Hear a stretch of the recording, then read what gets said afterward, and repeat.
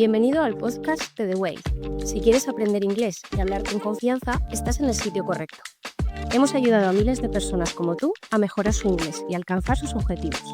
Visita nuestra web theway.es para conocer más sobre nuestros cursos online desde A2 hasta C1 y descubre cómo podemos ayudarte a avanzar en tu aprendizaje. Además, si necesitas una certificación oficial, también ofrecemos la opción de realizar el examen Language Pair cómodamente desde casa. Hello everybody and welcome back to another episode of Real Life, Real English. And today we are joined by Ben from To The Point English with Ben, and he's Ben. Welcome, Hi. Ben. Thank you very much, Anthony. It's a pleasure to be here. Nice. So, Ben, I think the majority of our audience probably know you from your YouTube videos already, but what does the audience need to know about you that they wouldn't know through your videos? Tell us a little bit of your background. Maybe the people will know me from my YouTube videos, but yeah, I'm an English teacher. Obviously, they know that. I've been teaching English for 22 years, but I'm English. I was born in London, well, just on the outskirts of London, a place called Romford, which is not very, people wouldn't have visited. It's not very touristy. You wouldn't have visited it. But when I was quite young, I moved with my family to a village in Cambridgeshire, which is a pretty quaint village. And then, went to university, and then cutting a long story short, I came to Spain when I was about 26, and I've been teaching English ever since. So that's about 22 years. So that's giving my age away. But and very happy in Spain. I've lived in different places in Spain, and happy teaching English. I started my YouTube channel during the pandemic, and started focusing on exam preparation, Cambridge English exam preparation, and enjoying the journey so far. So yeah. Ideal. I mean, for those listening, Ben does specialize in the Cambridge exams, and you can tell from the way he just introduced himself there. I mean, you gave the perfect answer for the "where are you from" question. A pretty quaint village. I mean, there's some really cool vocabulary there. Do you want to explain the pretty and quaint? Yeah, I mean, pretty. Together? Yeah, I mean, quaint. I laughed a little bit when I said the word quaint, because it is probably the most used word when people answer that question, even if they don't live in a quaint or pretty village. I really did live in a quaint village, but I think some people just want to use that word because, I mean, pretty is like attractive, but quaint. It's a very particular word that we often use when we're referring to small towns or villages which have a certain charm. You can have quaint villages in Spain, I guess, but I think it's quite an English or British thing. Like you imagine the little thatched cottages, or maybe a church and a river, which my village in England has all of that. And it's just a certain charm that's difficult to define with other words. And quaint in the Cambridge English exam, you want to use vocabulary to impress the examiners, and that's usually the first question. Now it's where do you live? So many people, and if you don't live in a quaint village, you can say I live in a nondescript industrial city, which is not at all quaint. You can still use the word, but just using it in a negative sense, for example. Yeah, and the questions that come up there are like, where do you live, or where are you from? And I always like to teach my students to use like the passive there, because it's a great way of getting some quite advanced grammar into your answer, and it's an answer that you can kind of memorize as well, which is I was born in where I have lived all my life, and then you've got some present perfect in there as well. So from such a basic question such as where do you live, where are you from, you can actually, you can show the examiners plural in the Cambridge exams, you can show them that you do have a little bit above. I think that's the idea. Is as you said, I was born and raised, or born and bred. Just if you have a couple of words or expressions or grammar structures up your sleeve for that first question or the first couple of questions, which you're not always sure in the C1 Advanced, you may not get that question, but it's the most common question. Then that's gonna, you're impressing the examiners, and also for yourself as you're going to be nervous in an exam Yeah. situation, and if you have something that you know is going to get you marks and impress the examiners to start with, and it make you feel a little bit more confident and calm, and make a good first impression. But I do recommend you try to sound natural, because sometimes I see students rehearse. It's a very obviously practiced and rehearsed answer, Yeah. and it's a little bit too robotic, and then the examiners can tell immediately when they're just the candidate is just repeating a very rehearsed answer. So you want to get a balance, but yeah. Yeah. And what kind of tips do you give to your students to sound natural? Well, it depends on the level, but at C2, I have a lot of C2 proficiency, so that students who are preparing for the C2 proficiency exam. And in that case, I recommend that they don't prepare an answer. Again, maybe you can have a couple of expressions in mind that you might want to use or you think may be useful, but at C2 level, you really should sound natural. So don't prepare an answer, just try to be spontaneous. And it is a bit of a performance. You are kind of acting in some way, because it's not a natural situation. You want to sound natural, but it's not a natural situation. You're sitting in a room with probably two strangers, and even your partner is probably a stranger, and you have a time limit, and you're being evaluated. So it's very difficult to really be natural, but you want to sound natural. So become an actor for a few minutes and just exaggerate maybe a little bit. Yeah. But as I said, it's a balance between trying to demonstrate your level, but also just trying to relax to a certain extent and just give natural answers. Be yourself and Challenge. trust in yourself, I think, is one Mhm. thing. A lot of these students, they don't trust in their ability.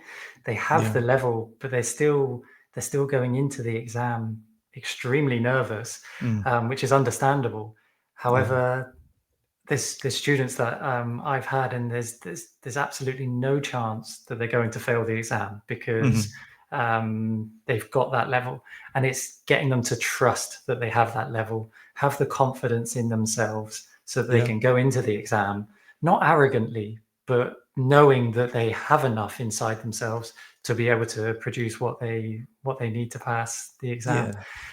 So Definitely. obviously you're focused on YouTube. So tell us a little bit about your YouTube journey and how you got into YouTube videos.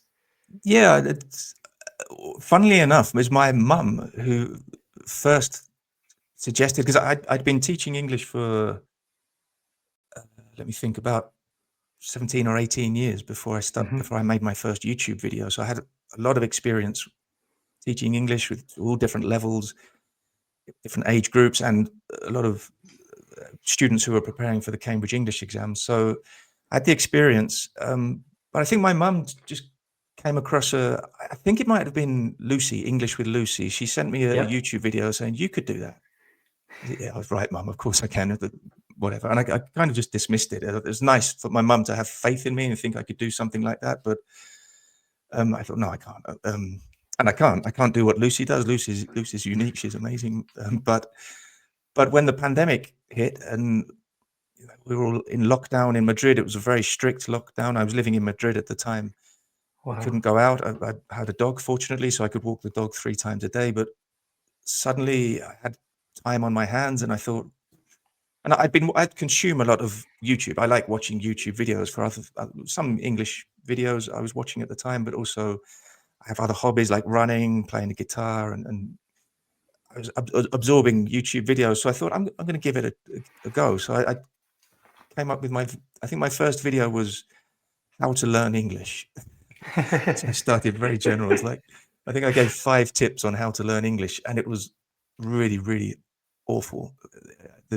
It's just, I can't watch it now. And I would say my first 50 videos were embarrassing. This is awful. And I was humiliating myself in front of the 2 viewers I had at the time, and 0 subscribers. But I knew I could do better. So when you do start getting people from different countries all over the world watching your videos.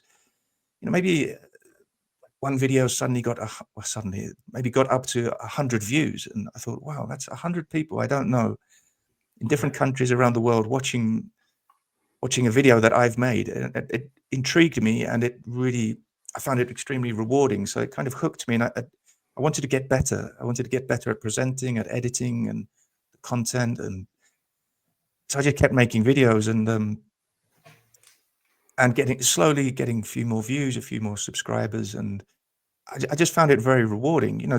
YouTube is not really doesn't pay much money, so unless you're really a big YouTuber, so that's not the objective. But I did make one video which changed things a little bit. It was called "How to Prepare for the Cambridge English Exams." Yeah. I think the B2 first, C1 advanced, and C2 proficiency.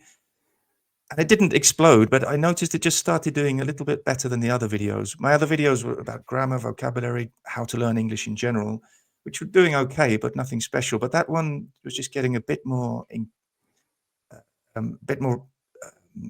more views, more engagement, and I realized that there was a demand for help. Yeah. There were students that needed help with the Cambridge English exam preparation, and there are other YouTubers out there who are doing a good job with that, but not that many, especially for C2 proficiency, for the really high level. So I decided to focus more and more on Cambridge English exam preparation. But still, I make vocabulary videos too, which are good can help anyone who's learning English, but also, and some grammar videos. But really the focus is on Cambridge English exam preparation. And so yeah, that's how it's been. It was a strange experience, because for the first year and a half it was just growing very slowly, and then I think it was in 2023, or I can't remember, it suddenly took off. It was like going crazy. I was getting thousands of subscribers a day, and I thought, this is it. I'm going to get 1 million subscribers in no time. But it very as quickly as it took off or spiked, it collapsed again. So it just went back down. It was just I don't know what happened. The algorithm made a mistake, I think. So I got a lot of subscribers in a couple of weeks, and then went back to as I am now, just growing slowly, and it's fine for me.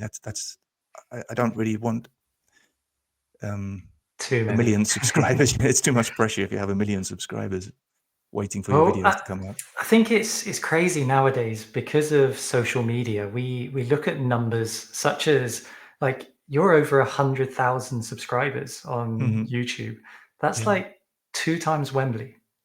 Yeah. Fill Wembley twice. Yeah. And that's your it's audience. mad. And when you think of it like that, the reach that social media allows us to have, it's like we have that responsibility to up our quality of content, and supply this audience with what they want. And I'm just going to take you back to 3 things that you said that I made notes of. One, it's a great way of explaining it. During lockdown, I was absorbing YouTube. Like, in English, we love to use verbs that aren't the actual verb. So instead of saying watching YouTube, I was absorbing YouTube. Why did you choose that word? It's a good question, because it's more than just watching. It's an active action, but I think absorbing really expresses, it's more emphatic, and it expresses that idea of taking in what I was watching. It wasn't just watching it.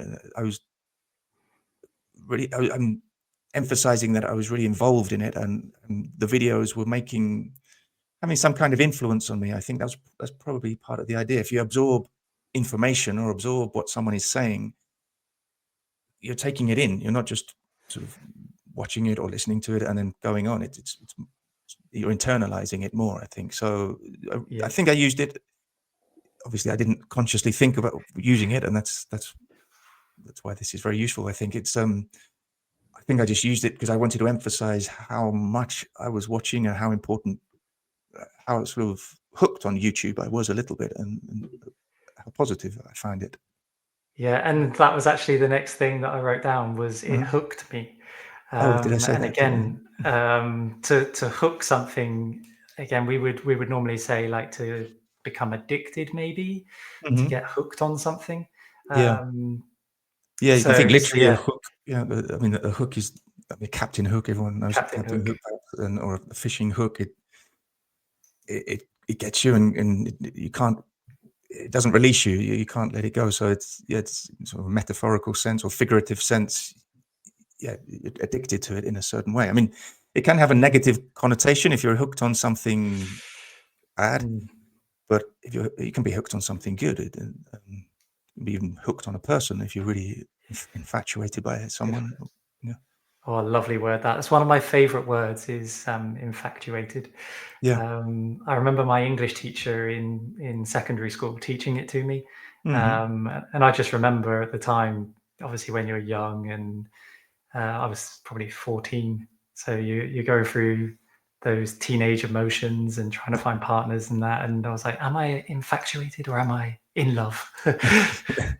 Yeah, I think um, in English we do use quite, I suppose in all languages, but I think English we do have some very expressive vocabulary. Perhaps because we're not, by nature, we're quite reserved compared to other nationalities. Maybe we need the vocabulary to express ourselves, but we use quite emphatic, expressive words. I mean, there, like, I think we both speak Spanish, and there are those equivalents. But I don't know. I yeah, think we tend to, and with the pronunciation, we tend to be quite expressive with the vocabulary. yeah. Yeah, and then the last thing you said when you were describing your YouTube channel, and all of a sudden it took off. It's Hmm. a great phrasal verb, and obviously we both teachers, so we teach from Cambridge books. In the B1, the B1 Pet books, they teach take off, but they Hmm. they teach it for remove an item of clothing or an Hmm. aeroplane takes off. Yeah. But here you obviously were using it to say that your YouTube channel took off, which just Hmm. means I picture it as an aeroplane. You know, the aeroplane's going along the runway, and then all of a sudden it takes off. It Yeah. launches into the stratosphere. Yeah. Um, Yeah. So when something has a lot of success, or is, yeah, it goes in an upward trajectory. So yeah, I mean that's one of the interesting things with phrasal verbs.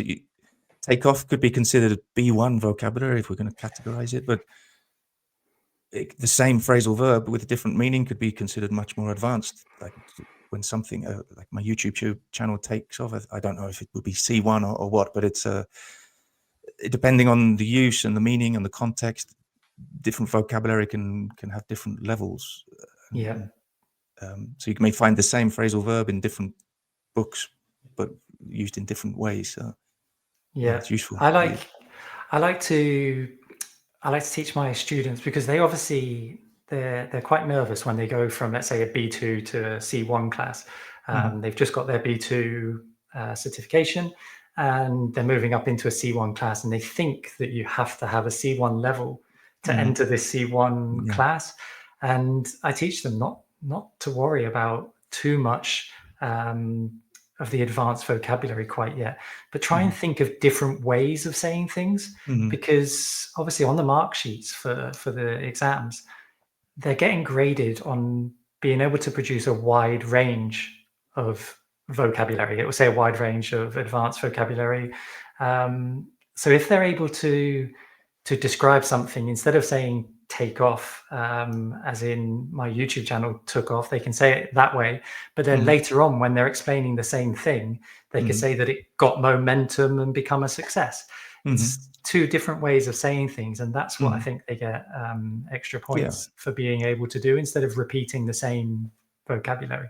Definitely, yeah. You don't want to repeat vocabulary ever, if possible, in the exam. I mean, sometimes it's inevitable. It's impossible not to repeat a word. But yeah, I highly recommend that as part of the preparation for the exam, and this is good for your English in general, learn synonyms of common words. And I've made YouTube videos on this.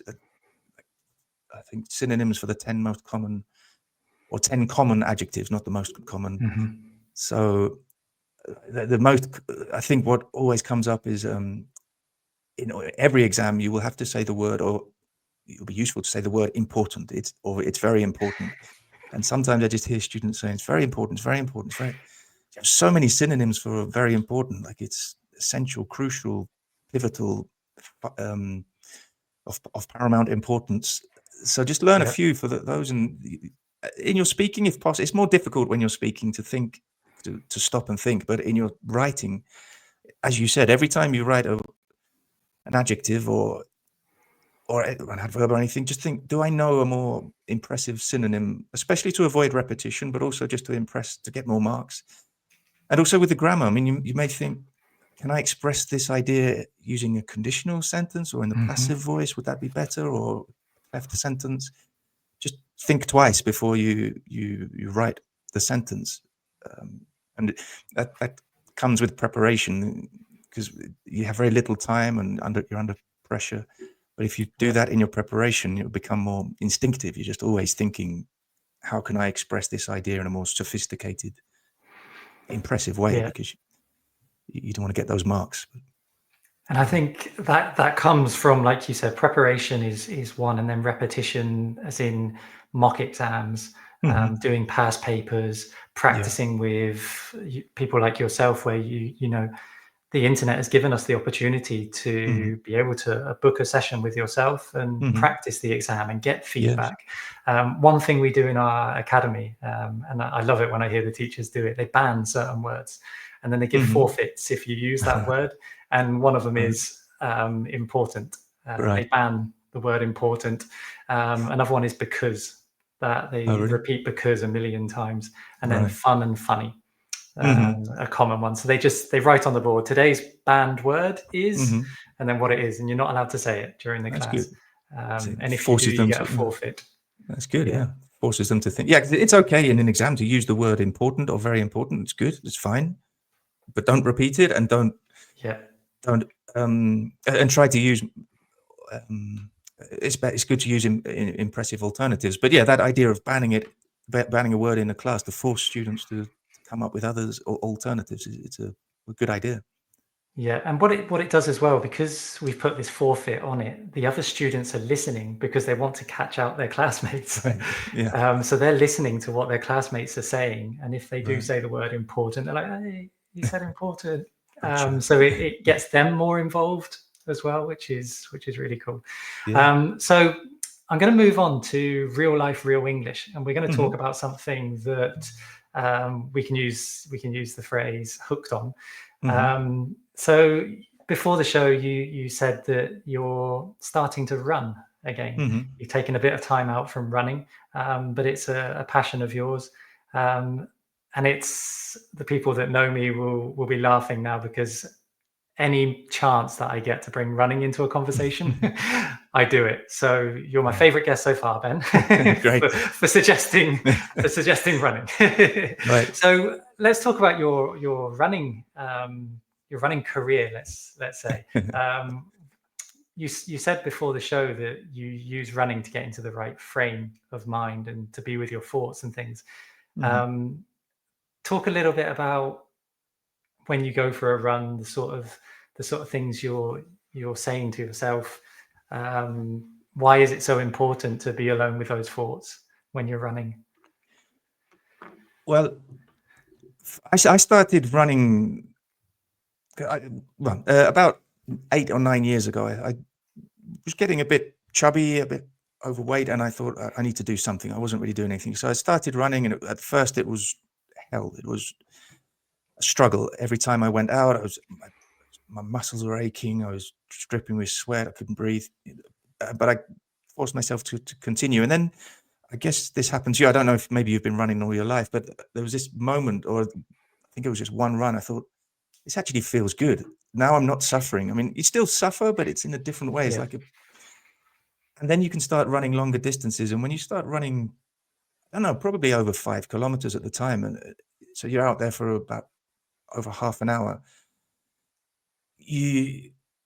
it's something happens. I don't know the science behind it, but you have time, because you're not distracted by your phone, you're not distracted by people. Usually, I mean, if you can find a nice quiet place to run, and the endorphins release, and for me, I start becoming more creative. I start thinking about, at the time, for example, class preparation, what I could do in a class, and it was a really precious time for me, and I started running longer and longer distances until quite early. I think after a year and a half, I ran my first marathon, my first and only marathon until now, because I really did get hooked on running, and I needed I ran a couple of 10Ks. I think I did a half marathon before the marathon, and then I really wanted to run a marathon to prove to myself that I could do it, and to run it, not to stop and walk at any moment. For me, it's very important that I ran very slowly at the end. I was basically, people could have walked past me, but I was technically running. But you were still running. That's the important thing. Exactly, and that the thing I think that a lot of people don't realize about marathon preparation. I know you've run even longer distances. It's not really the race that's important. It's the months of preparation where you're going out every morning and running sometimes for 2 hours. And I learned a lot about myself during the marathon preparation. And yeah, there's something that happens. People talk about the runner's high, where you just feel really good, but also you feel very lucid. I think I felt sharp, and I felt it doesn't need to be 2 hours running. I think that can happen in the shorter distances. And now, as you said, I took a break from running, and I'm getting back into it now. And I run 5 or 6 kilometers. I'm slowly building up the distance. But I feel so good. Not always while I'm running. Sometimes I'm suffering. It's a good suffering. And when I finish, I think it's something people say, you can regret not going for a run, but you never regret going for a run. Maybe you really don't want to. You wake up in the morning, you think, oh, today I can't be bothered. It's cold and wet. But when you do it, you always feel good afterwards. And it does something to you, which I think it's so beneficial for the rest of your day. And of course, physically, it's good for this cardio exercise is good for your body and your health, but for your mental health too. Psychologically, it's huge for me. Yeah, my colleagues always know when I haven't run. Oh, really? They always say to me, "You haven't run today, have you?" And I'm like, "How do you know?" They're like, "You're a different person." A bit grumpy. More stressed. Yeah. And one thing I've noticed as well, when I haven't run, I'm noisier when I do things. So instead of putting the cup down softly on the table, I'll be slamming it on the table. I don't realize, but people have told me that when I haven't run, I make more noise in the presence of people just doing certain things, which is a crazy thing. And one thing I've noticed when I'm out there running, and you mentioned it, is that you have all of these fantastic ideas for videos, for business. Think you forget things that you have to do later on. You're like, must remember that. How do you remember the things that you think when you're running? That's a good question. I don't always remember them. Sometimes I forget them, and it's really frustrating. I mean, because as I said, I started my YouTube channel during the pandemic, so it was quite difficult to run. But when we were allowed out, and I started running longer distances again, and was coming up with some great ideas for videos, which I thought it's a bit like when you're going to sleep at night and you start to think of things amazing. You have amazing ideas, and then you wake up in the morning, you think, I know I had a really good idea, but I can't remember it. And so if I think it's a really good idea, then it sticks with me, and I kind of force myself to remember it. But yeah, I don't usually take my phone with me when I'm running, because I want to disconnect completely. So it's just, like when I was running 2 hours, sometimes I'd have an idea after the first 45 minutes, and then an hour and 15 minutes later, I would have forgotten about it. So unfortunately, I don't remember all of them.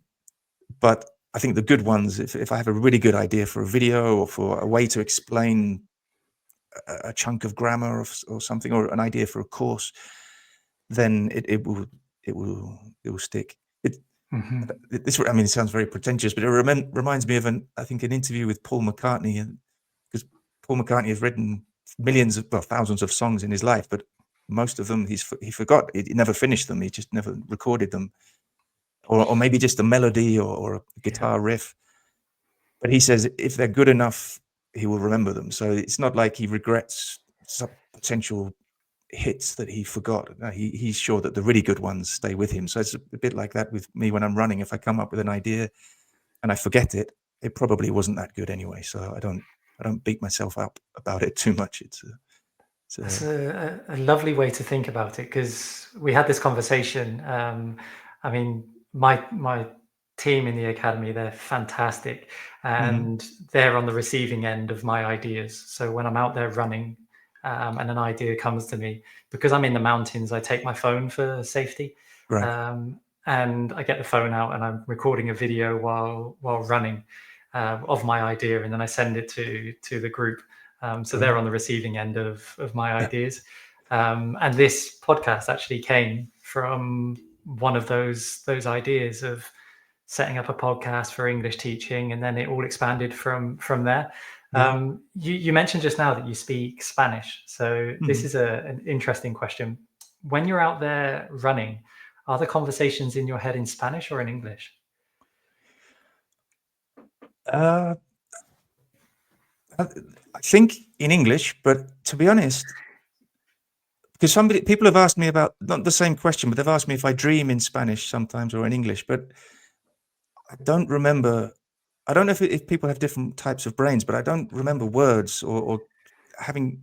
You can dream about conversations, but I don't remember actual words or the words of the conversations. More like the idea.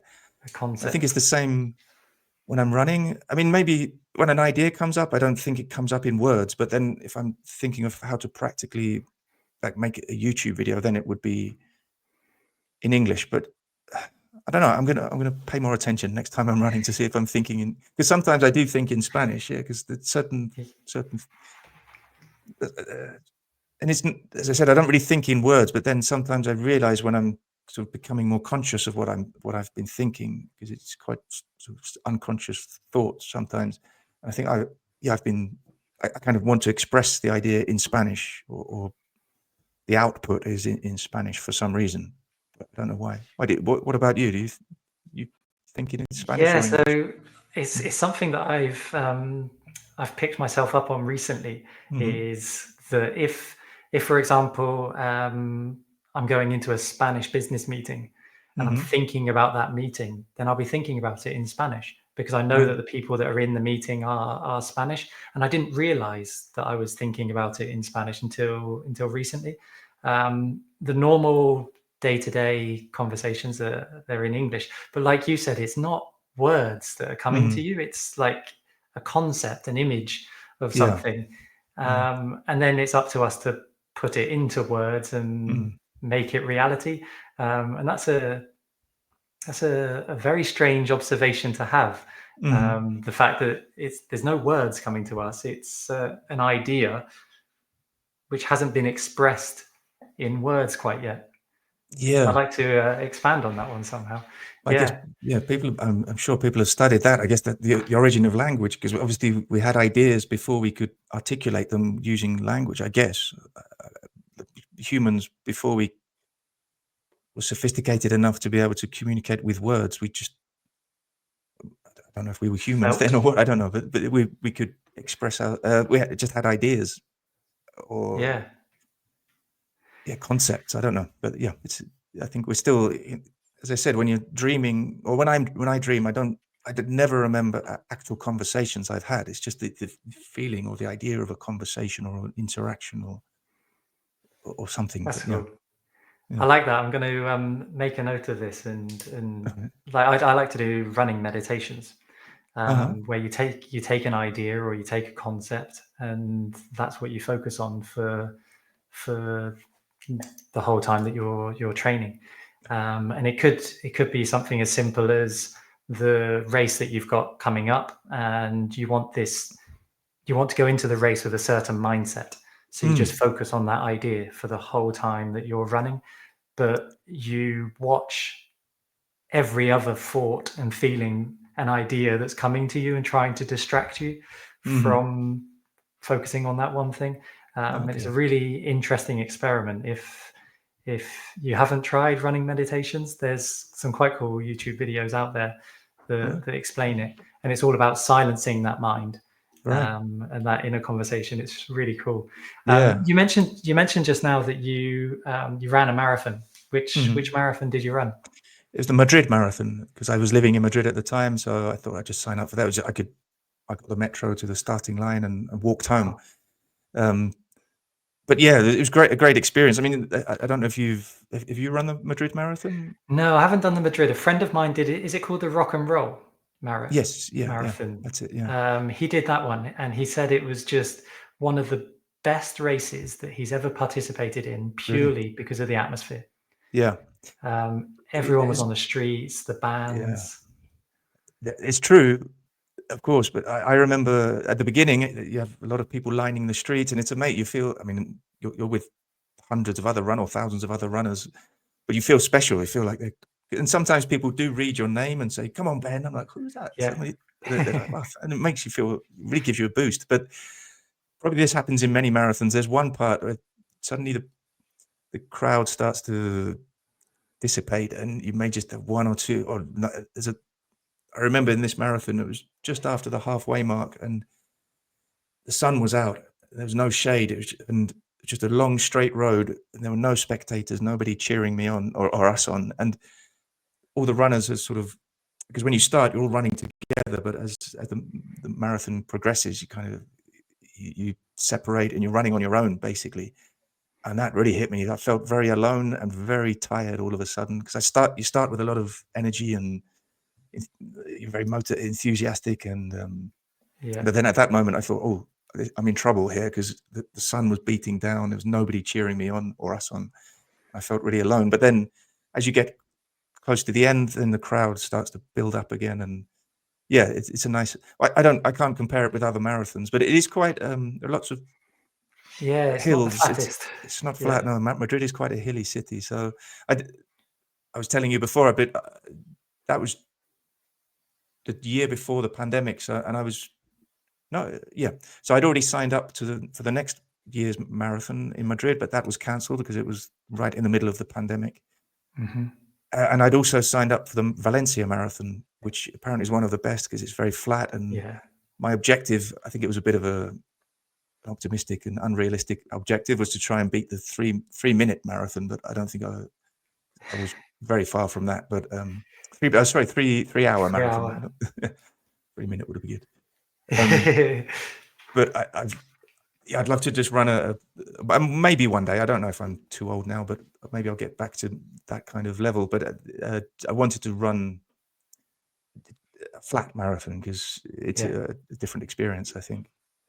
Yeah. Yeah, I I guess mean, you're never too old, Ben. I keep telling my parents, and my parents are in their early 60s, and they moved to Spain and completely changed their lives when they moved here. They become healthier, they took up sport, and they're both now really keen cyclists. Right. And they'll ride anywhere between 250 to 400 kilometers a week. Wow. They'll Fantastic. think nothing of getting on their bikes and heading off and riding 100, 120 kilometers on a Saturday. Yeah. And I keep telling them that if they've got that mindset that they can still do it, then keep doing it. Yeah. And No, I a lot agree of their completely. Yeah. friends that have come and gone, and they say they're too old to ride now. I truly believe that it is a mindset that if you tell Yes. yourself you're too old, you're probably too old. Yeah. So Do you know? Sorry, to quickly. Do you know Yeah. Rich Roll?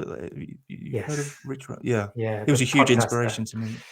Well, I read his book because I started running 8 years ago. I was just, well, it must have been 7. I was 41, so I was, middle aged, I guess. But I read his book and I'd seen a couple of his videos, but his podcast was very small at the time. But I think he was about 43 when he started running these ultra distance, ultra marathons, and he's still, I think he's still running. I assume in his late 50s now. So he was a huge inspiration, and I agree with you. It is a mindset. When I started running, as I said, I just wanted to lose a bit of weight, but I got a bit hooked, and then it changed. I started drinking less alcohol. I started eating much more healthily. Started meditating. There was a shift in my mindset, and I was and I felt I was 10 years younger. I had lots more energy, and it's great. So I'd love to get back to that kind of level, but I'm doing Yeah. okay for my age. But yeah, I agree with you. It's a mindset.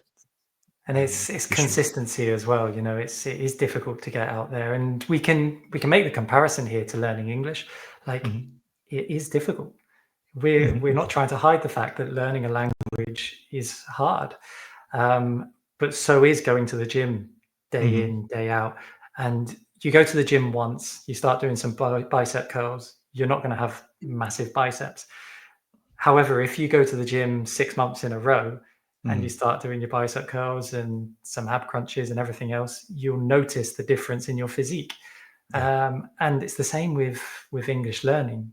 People expect that they're going to sit there and watch a couple of TikToks a day, and that's enough for them to improve dramatically over a short period of time.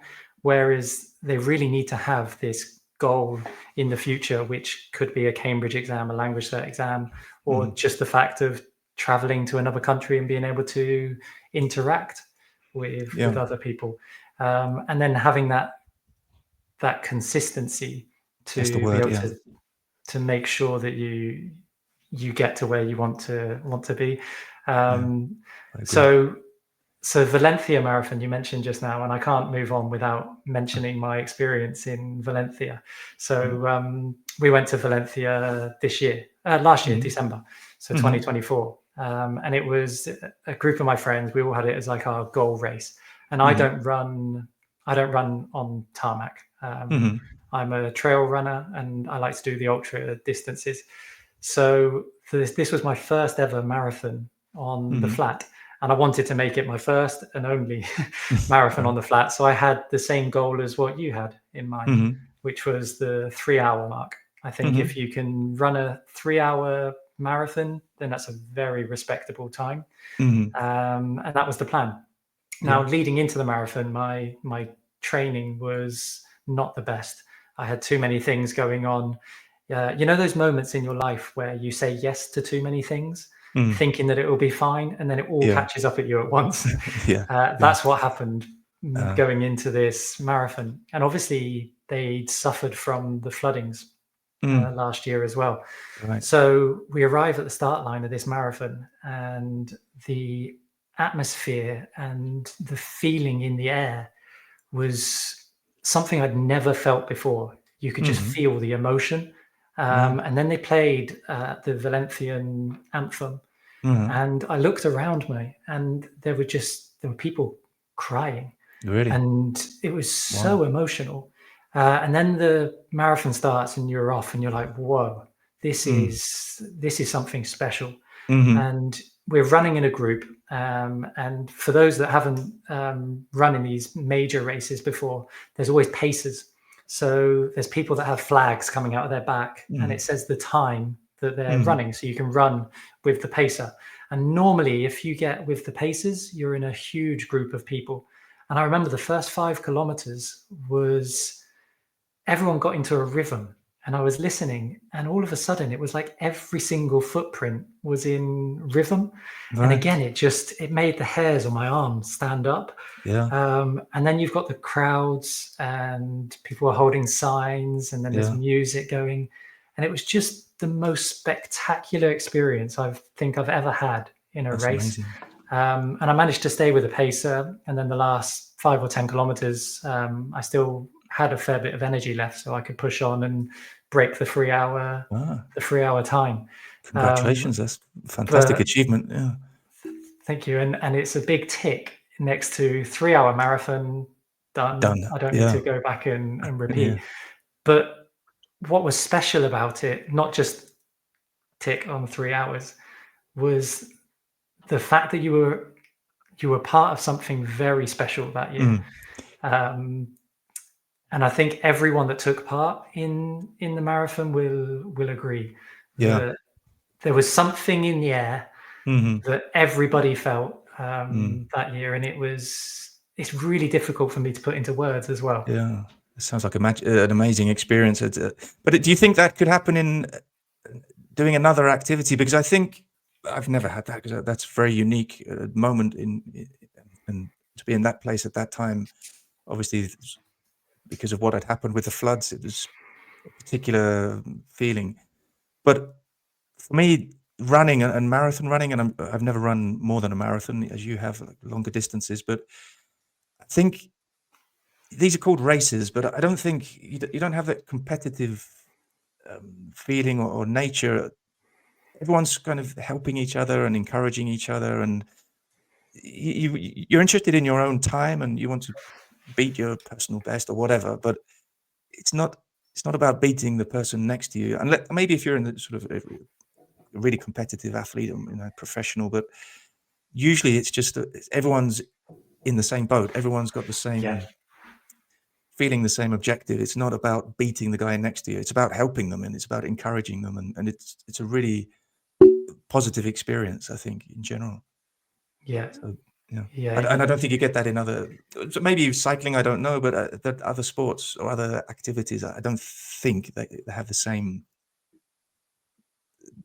feeling. The same. Yeah, it's definitely something that us amateurs feel more than the professionals or the elites. You know, I'm very lucky that I've been able to compete with like the local amateurs and things, and it's a different atmosphere there. It is very competitive. You're still friendly, you know. On the trail, things happen where a competitor might fall over, and if you're following that competitor and he's in the lead and you're second, you're not jumping over him and carrying on. You're helping them up. You're making sure they're okay. If they're not, you're almost sacrificing your own race to be able to call the emergency or whatever.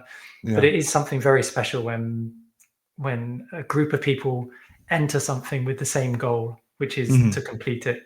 And you've got that shared experience. And it's lovely. And you mentioned, we'll give the viewers some vocabulary here. So you mentioned in Madrid, that there was a point where the sun was super bright. There was no excuse me, there was no fans and things, and you really struggled.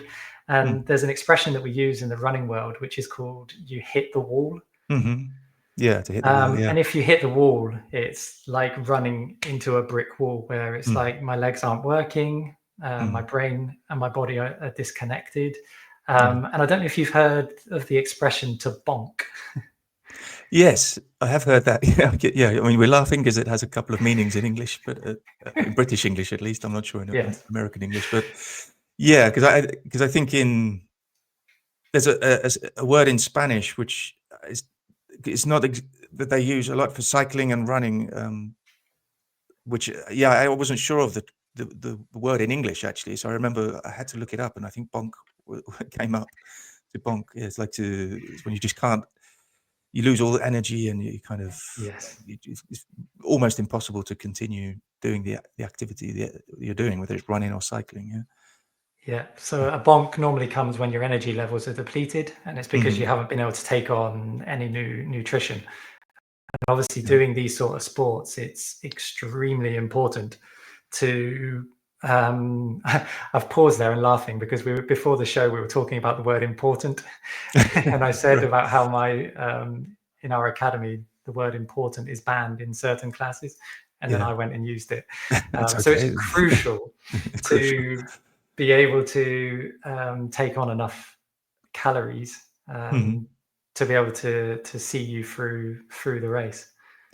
Yeah, exactly. Yeah, you have to keep the nutrition the topped up, so you can these energy gels. I don't know if you take the energy gels or if you prefer something more natural. I remember I did in the marathon, but I also things like almonds and dates, maybe chocolate, but you need to keep it topped up so you don't bonk, or don't hit that wall.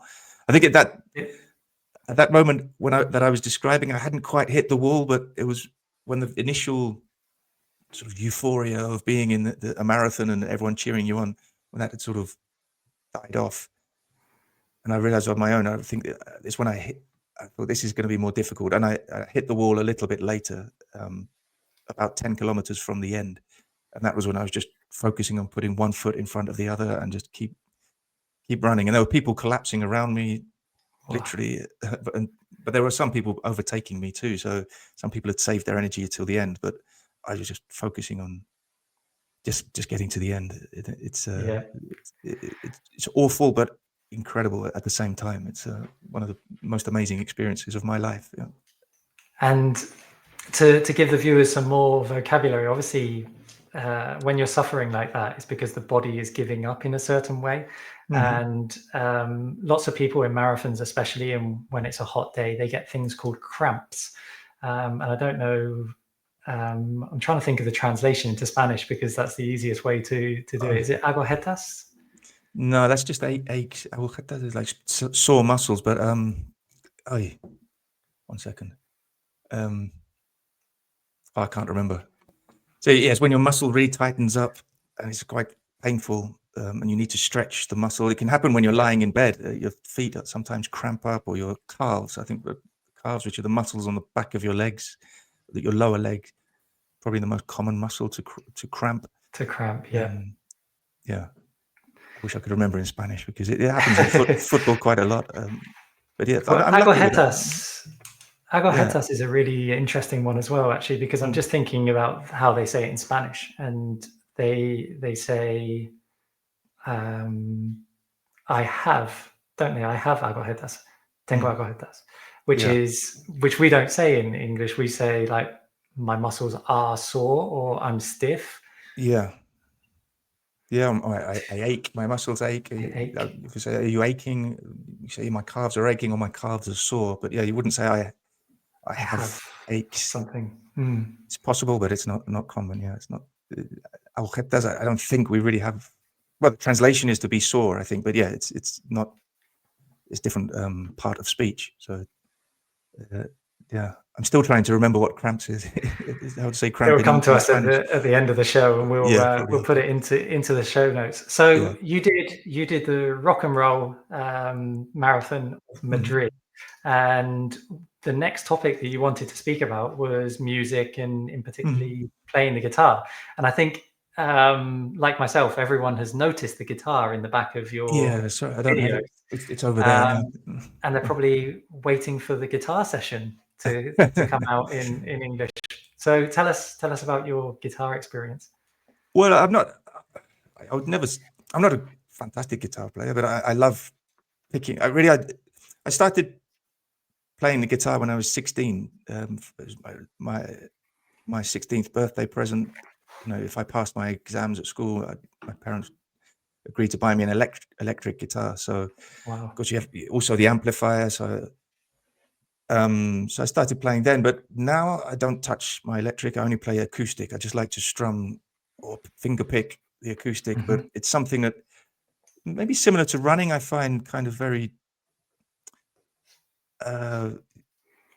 meditative in this. I don't know if you could say that, but it's something that when I've got a lot on, or I'm feeling a bit stressed or anxious, pick up the guitar and just play a song or just strum a little bit.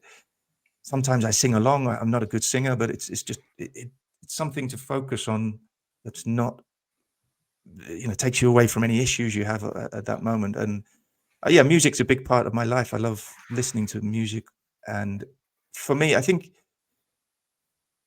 some people are like just listening to music and consuming music. For me, I like with other things too. I like to be proactive, to produce something. I like to play music. I wouldn't say I'm a particularly good guitarist, as I said. I don't write.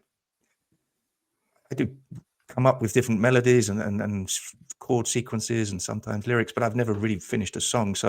But I like producing something, not just always sort of listening passively. I prefer to be active. So I always have the guitar in the corner, and I just pick it up 2 or 3 times a day and have a strum, and it's been part of my life for 32 years now. No. Wow. Is that 32 years? Yeah, 32 years. Well, that's crazy. Yeah. So a couple of things there. Obviously, we've got finger pick and strum. For those that are watching, strumming is when you play all of the strings at the same time, Yes. and then you play a chord which is with your other hand, hmm and each finger is on like a different string hmm on the guitar. So that's strumming, where you play them all at the same time. And then Yeah. finger picking is where, if you're a right-handed player, your right hand is playing each individual string hmm Yeah. individually. Yeah, and then playing the different notes with your left hand. And you mentioned that you sometimes sing when you're playing the guitar as hmm well. Tell me how you're able to split your mind down the middle, and one part of your brain is focusing on strumming or finger picking, and the other part of your brain is focusing on the lyrics and singing. Well, I think that's the key. You're not focusing on finger picking or strumming. It becomes instinctive, and when you practice it enough, and that, I think it's an extremely good exercise for you. I think playing a musical instrument, much like learning a second or third or fourth language, I think they're very good for your brain, just to exercise your brain. You're using parts of your brain that you don't usually use. So you have to, when you're learning a new song, if it's a complicated finger picking pattern, maybe chords, difficult chords, you have to make an effort. You have to repeat it, practice it, and it's frustrating. It takes time. Even though I've been playing guitar for 32 years, there's still lots of songs I can't play, and it's difficult songs. So it's an effort. Then if you want to sing over that, then you have to. It has to become. You can't focus on it. It has to be instinctive, or there's another word I can't come up with. Second nature, maybe that's another way of saying it.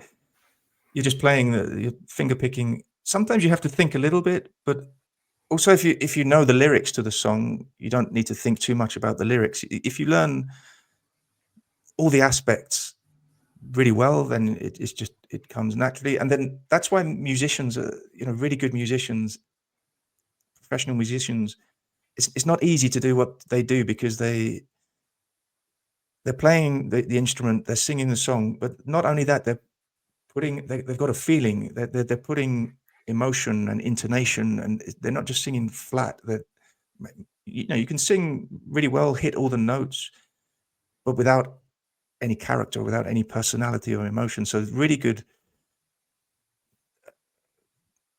I mean, I'm not a big fan, but Ed Sheeran, for example, I'm thinking of a modern day musician who plays guitar and sings at the same time. Or, for example, Arctic Monkeys, who I do like. I can't remember the singer, but he plays some really complicated riffs and guitar parts and sings over it. But it's not just singing; it's putting something extra, and that's, I think, what's the difference between somebody who just, like me, who just plays the guitar and sings occasionally, and someone who's got that X factor, style quality. And it's not easy, I think. And maybe relating to that, to learning English, I mean, there are a lot of similarities between learning an instrument and learning a language, because to be able to speak fluently and well, and pass a C2 proficiency Cambridge English exam, for example, you can't be consciously thinking all the time about the grammar and the vocabulary you need to use and the pronunciation. It has to come naturally. So, and that's just years of practice, really, and Yeah. input and output. So just using English, and that you can't just prepare for 3 months for an exam and then use lots of really nice vocabulary and grammar in the right way in context. Well, I guess it's possible, but it's very difficult, and it has to be sort of second nature. A lot of it, you're always going to. I think most students are always frustrated that, especially in the speaking exam, the speaking paper, that they always finish and think, "Oh, I didn't use the vocabulary I know. I didn't use all that advanced vocabulary I've been learning for the last 10 years or whatever." But we don't anyway. We don't really. I mean, we're having a conversation now. Occasionally, a nice phrase pops up, but as native speakers, we're not using all that advanced vocabulary in every sentence. It's true. So it just has to come naturally. Yeah. Yeah. And sometimes it's vocab that isn't advanced vocab, but there's a lesson to be had from it, which is, like you said, then popped up. The vocabulary doesn't pop up. Like, where does pop up come from? Where? Yeah. Why do we use pop up? Because it just appears all of a sudden.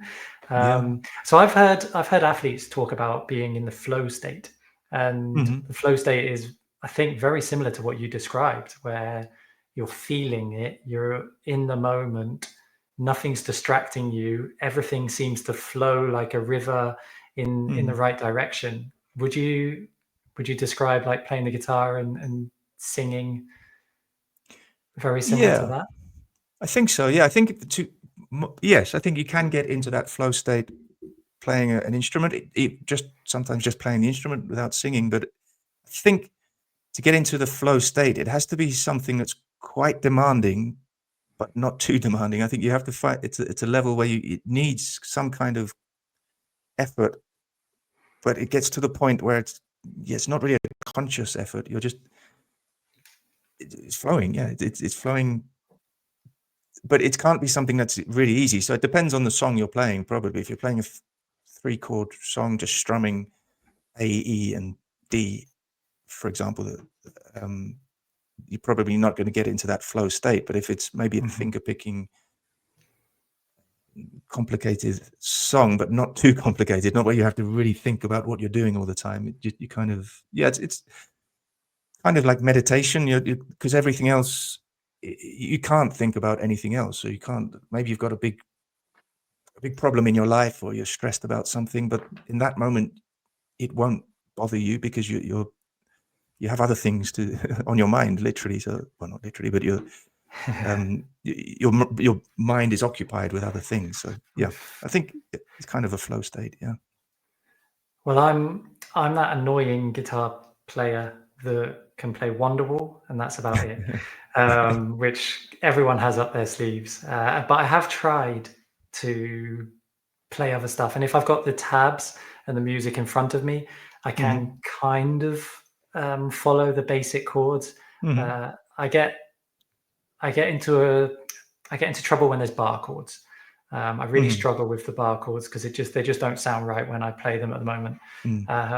But I've also tried to do the singing as well, because one day, so my wife's 7.5 months pregnant at the moment, and congratulations. something that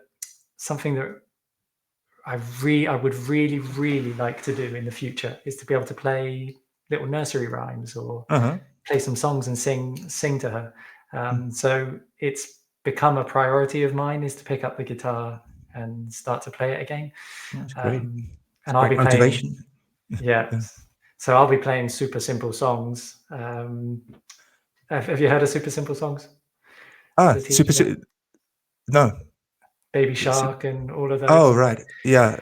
So I'll be playing those, and you'll be focusing on another genre like your Arctic Monkeys. Is there other genres of music that you like to listen to? Yeah, I don't really have. Well, I have preferences, but I always, when people ask me what kind of music I like, I always say what quote Louis Armstrong, the jazz trumpeter, who said that there are only 2 types of music: it's good music and bad music. So I don't dismiss, or I don't reject any genre, except reggaeton, maybe. I think there's something for everyone, I guess. But but I think there is. I like a lot of. I'm really very interested in sort of the art of songwriting, and it doesn't have to be complicated, but I like a lot of sort of folk music and the sort of singer-songwriters. I mean, Bob Dylan is, for me, the greatest, but also John Prine, Townes Van Sant, Neil Young, another famous, Joni Mitchell. These it's the craft of writing or creating a song that has something special. Just using, it might just be simple chords and only 3 or 4 chords. Even the lyrics may be quite simple, but there's magic in there, and to be able to Ron Sexsmith, it's more modern. Well, it's not particularly modern, but a more modern example. So, Paul McCartney, just they have this ability to, through melody and harmonies, and somehow they create some magic from something often quite simple. Sometimes it's more complicated. So a lot of sort of folk, country singer-songwriters, but also like a bit of jazz sometimes. Rock. When I was young, I was into grunge first, because I was sort of 15 or 16 when Nirvana and Pearl Jam and Alice in Chains, all that came out.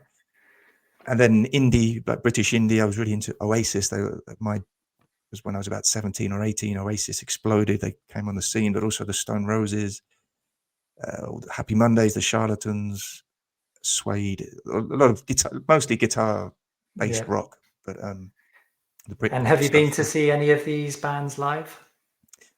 Yeah, well, I saw Oasis at Nebworth. They did a famous Wow. Nebworth gig. I think it was like Yeah.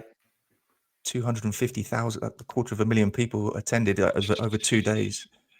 And then I saw them again in Madrid just before they split up the first time. But yeah, I've seen the Verve. The Verve were one of my favorite bands when I was young. And, when I was 17, I went to my first festival. Music festivals are huge in England now. They were, again, 30 years ago when I was 17, but not as big as they are now. So I went to the Reading Festival, which Neil Young played that. The Red Hot Chili Peppers, Soundgarden. Oh, wow. The Foo Fighters played their first ever gig there, because obviously the drummer from the Foo Fighters, the singer of the Foo Fighters was the drummer of Nirvana. The drummer in Nirvana, yeah. Kurt Cobain had committed suicide the year before. So Dave Grohl started the Foo Fighters, and I thought I'll go and check them out. And it was incredible because they were playing one of the smaller stages, just a tent, and it was packed, heaving. And it was, when I think about it now, it's quite. I'm not a huge fan of the Foo Fighters, but to be there at that moment was special. I remember seeing Green Day. Again, I'm not a huge fan of Green Day now, but back 30 years ago when they first hit the scene, and I remember there's the Cambridge Junction, which is quite a small venue, and the band was selling the T-shirts. They were actually there selling the T-shirts. So I bought a T-shirt from the drummer, I think, of Green Day, and now they're these huge superstars that have been doing it for years. So yeah, I've seen quite a few interesting bands over the years. Recently, I haven't been to many concerts, but I'd like to get back into it. Because live music's special, I think. It's definitely something special. My brother bought tickets for himself and I to go to see Blink 182 in Madrid. That was last year. And again, it just brought back memories from my childhood, because that was the anthem of my childhood. Right. With Blink 182. So yeah, that's happening more and more, isn't it? Those bands, sort of Britpop bands and indie bands from the 90s, and I mean, Blink 182 maybe a little bit later, but they're sort of reforming and playing and selling out, playing festivals and selling out gigs. I think it's the nostalgic aspect. People going back, singing along to these songs. Bands like, maybe they weren't the biggest bands at the time, but the Blue Tones or the Ocean Colour Scene, and people can relive their childhood or their youth with their kids. Sometimes they take their kids to the festivals and say, this is what I was listening to when I was your age. It's nice that these bands are still going and still managing to make a living out of it. Definitely. And I think on a English learning side, listening to English music and having the lyrics, like some of the lyrics to these songs, and I'm sure, Ben, you'll be able to name a couple of songs, they're very philosophical. You're reading the lyrics and they're extremely deep, and there's a lot of great vocabulary and tenses that they use, and it's really cool. Yeah, definitely. I mean, you have to be careful, because songs like Mr. Tambourine Man by Bob Dylan, you think it's a bit like Yellow Submarine. It's like, hey, Mr. Tambourine Man. But if you listen to the lyrics, it's poetry. It's beautiful. It's amazing. And songs like Hallelujah by Leonard Cohen, very deep songs, very famous and nice songs. But for me, it's interesting you say that, because the Spanish music really helped me when I first moved to Spain. Mostly the pop music. It wasn't necessarily music I liked that much, but it was very catchy. And and this is important, you have to sort of be proactive and think about, and this is in general when you're learning a language, pay attention. It's about paying attention. So I remember Alejandro Sanz had vale, a lo mejor me lo merezco, bueno, pero mi voz no está en venta, or something. So I remember that melody. It was played a lot on the radio at the time, and vale, a lo mejor, and I was thinking, what is that? A lo mejor me lo merezco. There's a lot of Yeah. very short words there. It's quite difficult to say, but so he's saying, okay, maybe I deserve it. And you just analyzing what they're saying and the grammar and the vocabulary, because it's catchy, because the melody's stuck in your head, you're going to remember it better anyway. I mean, I've probably never said that sentence myself. Well, maybe I have, I don't know. But it's the idea of analyzing the grammar and getting sort of deep into it. And yeah, with a lot of like Billie Eilish, or I don't know, I'm trying to think of sort of more modern singers of English, or singers who sing in English, with catchy melodies that can really help you. It's an entertaining, a fun way of learning the language, I think. And a really good way to practice your pronunciation as well. The lower levels, the A2, B1 kind of levels, they struggle with the rhythm in their voice, as I call it. So to actually learn the lyrics to a song and be able to string them together, because we don't realize that as we've grown up learning our mother tongue, we've only learnt certain mouth positions to pronounce things. Yeah. Whereas when you start to learn another language, like the R in Spanish, I find it very difficult to roll my R's. And it's purely because we haven't had that practice from birth. So singing along to a song, learning the lyrics to a song and singing it, it really helps train the mouth to pronounce things, pronounce things better. For me, I hate it when people ask me the time in Spain. Someone said, "Tienes hora?" And I look at my watch and it's 4:15. Then I have to say it's 4:15. For me, it's very difficult. 4:15. It's not the rolling of the R, because I don't have a problem rolling the R, but it's when there's the R and a consonant, 4:15. It's still different. It's physical. It's something physical that obviously for Spanish speakers it's not a problem, but I've been speaking Spanish for over 22 years and I still struggle with 4:15. So I think you just have to accept I'll never be able to say it perfectly or like a Spanish speaker, but it doesn't matter that much as long as the person understands what I'm saying. And I think that's key, is getting your message across, and as long as they can understand, and same in English. So this is our longest show that we've ever done, and Ben, I could speak to you for another half hour. I could pick your brains forever, but I'd like to give you the chance to obviously give a little bit of promotion about yourself, the products that you have and what you're doing, and your goal at the moment. And then we'll have to bring the show to an end. So Ben, well, thank you very much. The stage is yours. Thank you. I mean, it's been fun. I was completely lost track of time, which is a good sign. So I'm sorry if it's gone on too long, but it's been fun. So I mean, as I said before, I focus on Cambridge exam preparation. So I have my YouTube videos tend to revolve around how to prepare for and pass either the B2 first, C1 advanced, or C2 proficiency Cambridge English exams.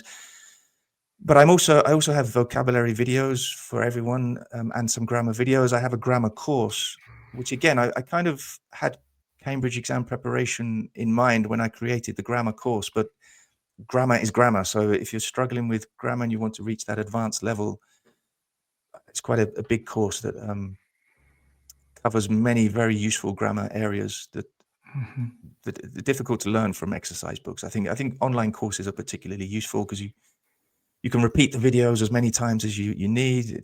My courses don't expire, so once you enroll, once you purchase them, you can watch them as many times as you like. You can contact me if you need any help. But and I'm currently I'm making a vocabulary course. It's been taking me a while because I decided I wanted to build and release a vocabulary course, but I was thinking, how do you just make a vocabulary course? You just read the dictionary. So I finally came up with an idea, and it's to for advanced learners or people who want to really reach that advanced level, because vocabulary, it makes a big difference, sort of from upper intermediate to advanced levels. So I'm focusing on vocabulary or lexical chunks. So I think at advanced levels, if it's not just about learning words, it's about learning chunks of vocabulary. So words that commonly go together, which includes phrasal verbs. I'll have a big section on phrasal verbs, collocations, binomials, so binomials of things like chalk and cheese, for example, two words that go together. They're like one piece or one chunk of vocabulary. Mhm. You can't say cheese and chalk, for example. It has to be in a It's particular true. order, and it has a particular meaning. So that's what I've decided to do. So I'm starting. I've just started really. So it'll take me a couple of months to finish that. But that's the next thing. Apart from the YouTube videos, which I'm going to continue to make every week or every 2 weeks. So yeah, if anyone is taking a Cambridge English exam or wants to improve their grammar, those courses are available now, and the vocabulary course is coming relatively soon. I don't want to put too much See. pressure on myself, but yeah. And you can We'll see. find all of Ben's courses, the link here, and it will be in the description as well. Thank He's you. also on Instagram. You do some shorter form videos on Instagram and on TikTok. But I think the majority of people and our audience will probably know you from YouTube. So I mentioned this to Ben before the recording, that I actually found Ben because I was going to teach my first C2 class, and I just wanted to find some tips on how to prepare people for the C2 exam. And I know that your videos, Ben, are extremely accessible for teachers, because a lot of teachers, as you will know, they're not fully qualified, but they get thrown into an academy, they get given a C1, C2 class, and they go into panic mode or YouTube search mode, and they're more than likely going to find your videos. And anyone that has seen Ben's videos, Ben has this kind of calming charm. You're very calm when you speak. You speak a rhythm that's easy to understand. You're very laid back. Your videos are easy to understand as a native speaker, but also for people learning the language. You just have a way of communicating things with such ease, and it grabs the user's attention. And I know for myself and for my colleagues that your videos have helped them a lot as well. So thank you for everything you do. Thank you. Thanks That's so for nice coming of on you to to the say show. that. I really appreciate that. That's very kind of you to say that. Thank you. And Yeah, thank you for having me. Yeah, it's been a pleasure having the chance to pick your brains on certain things and to add another episode to the can, as they say, with this podcast. And I'm hoping that we're going to be able to get some more guests on to do the same. And it'd be nice to get some of our previous guests on again. So I'm sure that we'll collaborate and do something again in the future. Definitely, yeah. It really has been a pleasure, and congratulations on your podcast, because I think it's a fantastic idea and you do it really well. So yeah, it's been a pleasure and an honor, and I'll be happy to do something with you again, either on my platforms or on yours. Thank you. Perfect. Thank you, Ben. Si disfrutaste de este episodio y quieres llevar tu inglés al siguiente nivel, te invitamos a descubrir nuestros cursos online en theway.es, diseñados para mejorar tu fluidez y confianza en situaciones reales. Hemos ayudado a miles de personas como tú a transformar su aprendizaje. Visita ahora theway.es y realiza nuestro test de nivel interactivo de manera gratuita. Además, si necesitas una certificación oficial, también ofrecemos la opción de realizar el examen de MITHER cómodamente desde casa.